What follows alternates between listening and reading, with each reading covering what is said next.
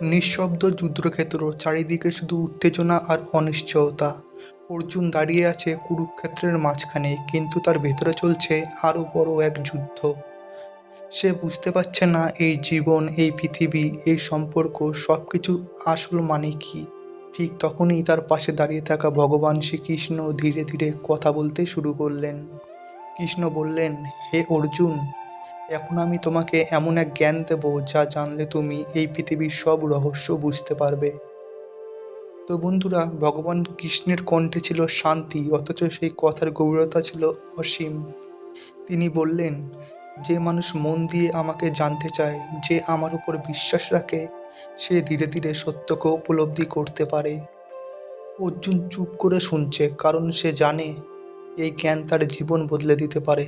কৃষ্ণ বললেন, এই পৃথিবীতে হাজার হাজার মানুষের মধ্যে খুব কম মানুষ সত্যের সন্ধান করে, আর যারা খোঁজে তাদের মধ্যেও খুব কম মানুষ আমাকে সত্যভাবে জানতে পারে।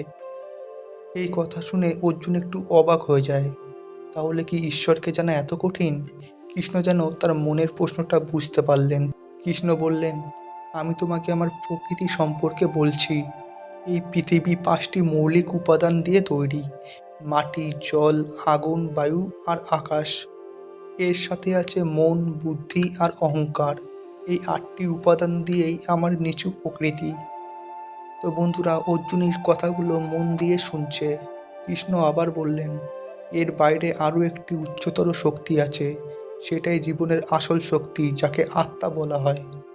এই আত্মা সব জীবের মধ্যে রয়েছে, আর সেটাও আমারই অংশ।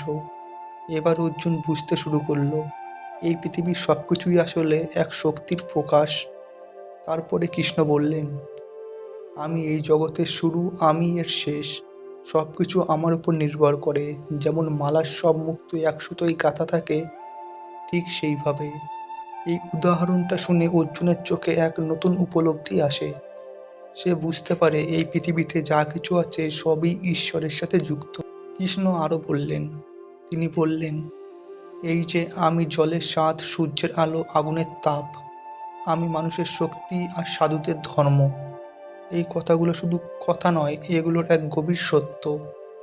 অর্জুন ধীরে ধীরে অনুভব করতে শুরু করলো, ঈশ্বর কোথাও বাইরে নেই, তিনি সবকিছুর মধ্যেই আছেন। কিন্তু কৃষ্ণ এইসব কথা বলেও থামলেন না। তিনি আরো বললেন, এই পৃথিবী 3টি গুণ দ্বারা পরিচালিত: সত্য, রজ আর তম। এই 3টি গুণ মানুষের মনকে প্রভাবিত করে আর তাকে সত্য থেকে দূরে সরিয়ে রাখে। তো বন্ধুরা, অর্জুন একটু চিন্তিত হয়ে পড়ে, কারণ সে বুঝতে পারে এই গুণগুলোই তাকে বিভ্রান্ত করছে। কৃষ্ণ বললেন, এই মায়া খুব শক্তিশালী, এটা মানুষকে সত্য দেখতে দেয় না। কিন্তু যে আমার কাছে আত্মসমর্পণ করে, সে এই মায়াকে অতিক্রম করতে পারে। এই কথাটা শুনে অর্জুনের মনে এক নতুন আশা জাগে। সে বুঝতে পারে এই জগতের সমস্যার সমাধান একটাই: ঈশ্বরের কাছে আত্মসমর্পণ। তো বন্ধুরা, কৃষ্ণ এবার 4 ধরনের মানুষের কথা বললেন। তিনি বললেন, কেউ কষ্টে পড়ে আমাকে স্মরণ করে, কেউ জ্ঞান লাভের জন্য আমাকে খোঁজে, কেউ ধন সম্পদের জন্য প্রার্থনা করে, আর কেউ সত্যিই আমাকে ভালোবাসে। এই 4জনের মধ্যে সবচেয়ে শ্রেষ্ঠ ব্যক্তি সেই ব্যক্তি যে নিঃস্বার্থভাবে আমাকে ভালোবাসে। অর্জুন এই কথা শুনে গভীরভাবে ভাবতে থাকে। সে বুঝতে পারে সত্যিকারের ভক্তি মানে শুধু প্রার্থনা নয়, এটা হলো নিঃস্বার্থ ভালোবাসা। কৃষ্ণ বললেন, অনেক জন্মের পরে জ্ঞানী ব্যক্তি বুঝতে পারে সবকিছুই ঈশ্বর, আর তখন সে সম্পূর্ণভাবে আমার কাছে আত্মসমর্পণ করে। এই কথাটা শুনে অর্জুনের চোখে জল চলে আসে, কারণ সে বুঝতে পারে এই পথটা সহজ নয়, কিন্তু এটি সত্যির পথ।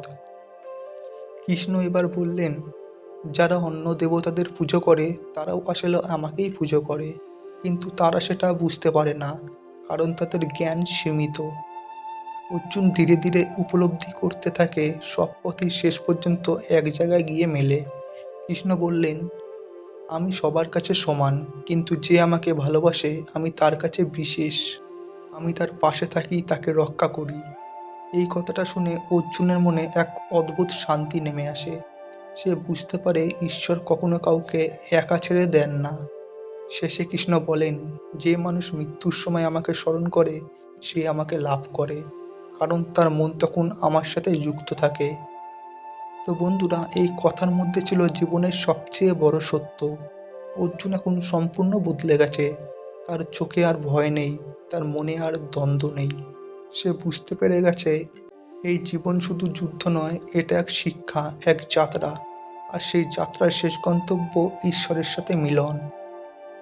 তো বন্ধুরা, এই ছিল গীতার সপ্তম অধ্যায়ের শিক্ষা, যেখানে ভগবান শ্রীকৃষ্ণ আমাদের শেখান কিভাবে আমরা মায়ের জগতের মধ্যেও সত্যকে খুঁজে পেতে পারি। যদি এই জ্ঞান আপনাদের ভালো লেগে থাকে তাহলে ভিডিওটি লাইক করুন, আর এমন আরও গীতার ব্যাখ্যা পেতে চ্যানেলটিকে সাবস্ক্রাইব করুন।